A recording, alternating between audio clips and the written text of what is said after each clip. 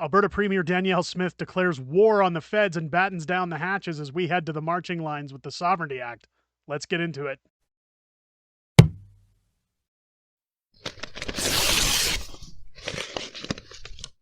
Oh, yeah!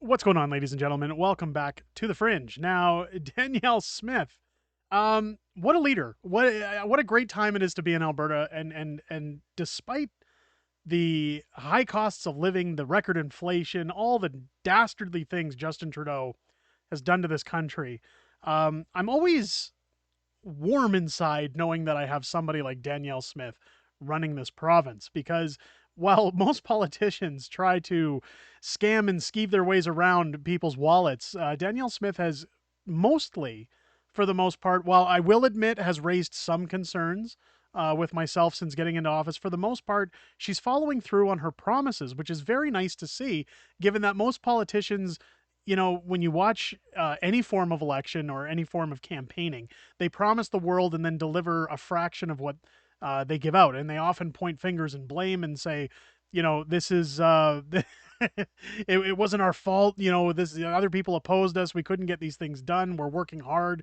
But Danielle Smith has pushed back, saying, "Nah, I'm gonna do what I said I was gonna do." Now, she came out last week and talked a lot about 2035 and the electricity problem in Alberta, with the federal government demanding that we reduce our carbon footprint by 2035. Now, Danielle Smith, of course, has come out and said that's unacceptable. That cannot happen. It's going to cost trillions, and most of that is going to be picked up by the Alberta people. She's willing to invest in other technologies, and she's willing to think about the year 2050, but she said she's not coming back with 2035 and is prepared to use the Sovereignty Act if necessary. Now, of course, the federal government doesn't enjoy anybody pushing back against them. We know Herr Trudeau likes to put down his iron boot when anybody questions his policies, especially his little monkey, Stephen Guilbeault, convicted felon, by the way, who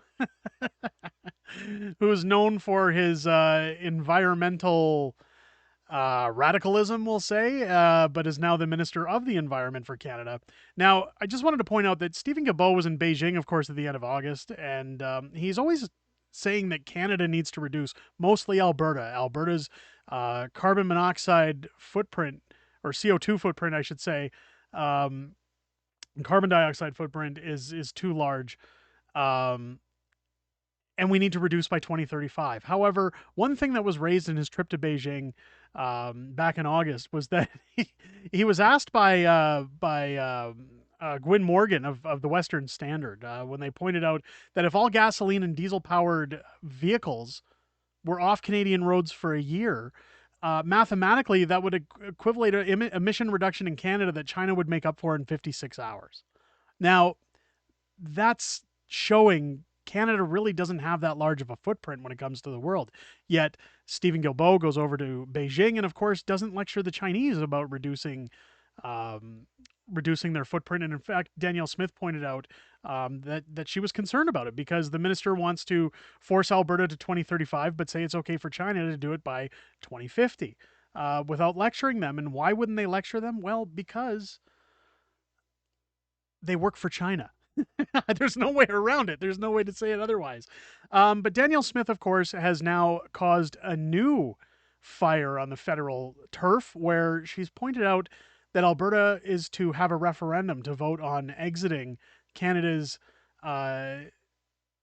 CPP contributions, or Canada Pension Plan contributions. What Danielle Smith has proposed is a way to make up with what she calls the Alberta pension, which, again, she's saying Albertans will pay into and receive, they'll pay less but receive the same, if not slightly better benefits than they're currently getting on the Canadian pension plan. Now, part of the problem that I see with the Canada pension plan, and I've seen boomer generation push back. I've seen them say, leave our pensions alone.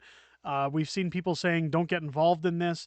However, as a man in his 40s,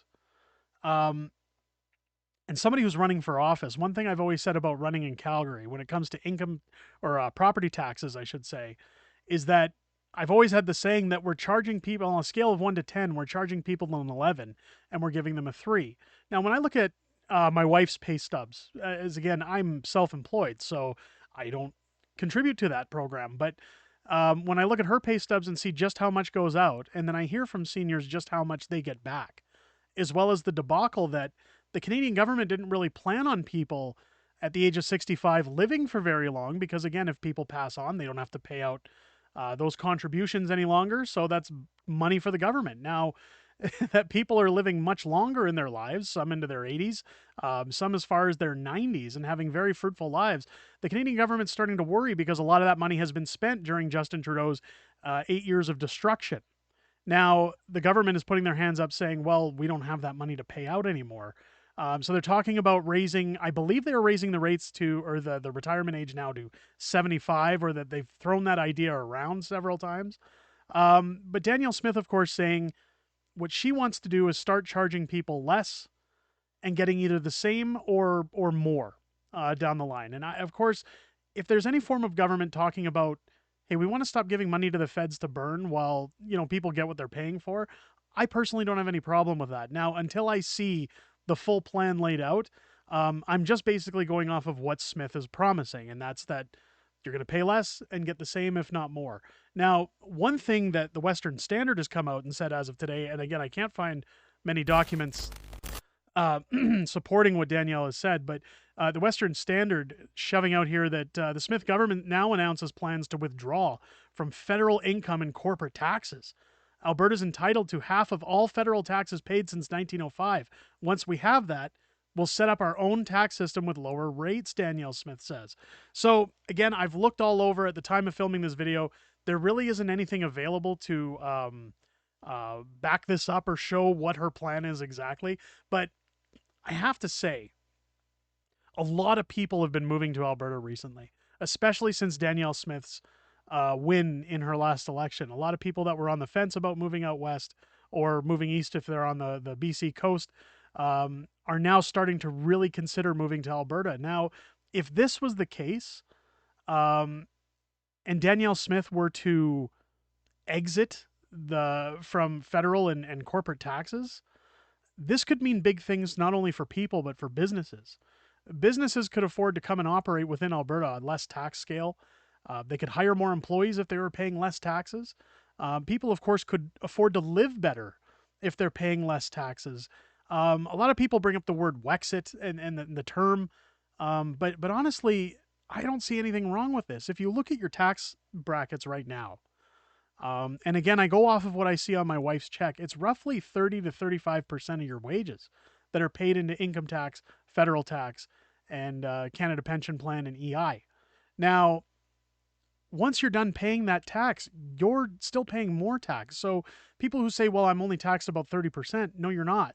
You get your wages at home and then you go out and buy gasoline, which you're taxed on. You buy food, which you pay GST on. You anything you buy, clothing, computers, stuff that you need to get by day to day, anything you purchase, you pay taxes.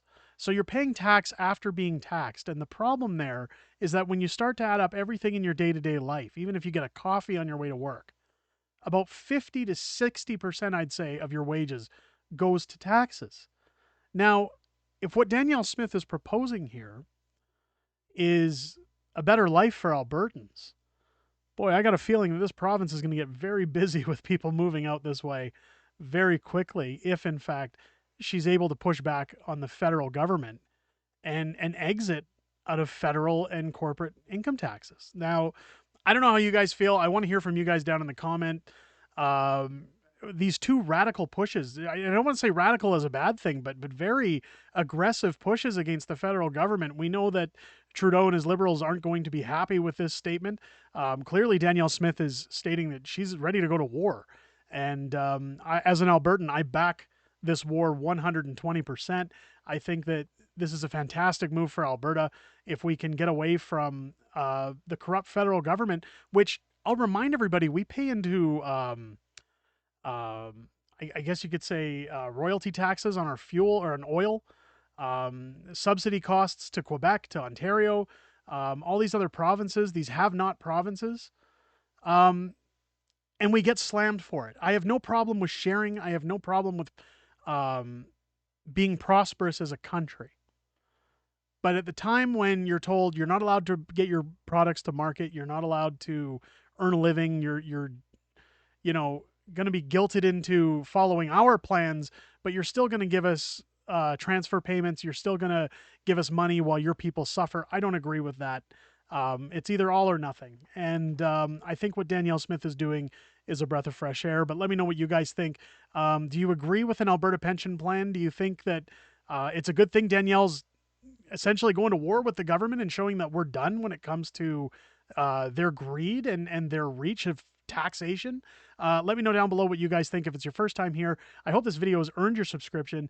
Keep in mind as you hit that subscribe button to turn on your bell for notifications, as we do go live every Sunday at 6:30 p.m. Pacific time here on the channel for the weekly wrap. We talk about everything that's happened in the week, everything going on in the next week, and it's a good chance to sit and chat with my community. Just a friendly reminder that this upcoming Sunday, being Thanksgiving, that there will be no stream, nor will there be a video Monday morning as per usual. However, I'll maybe try to sneak in a live stream Monday night and content as usual throughout next week. I hope you guys enjoyed this video.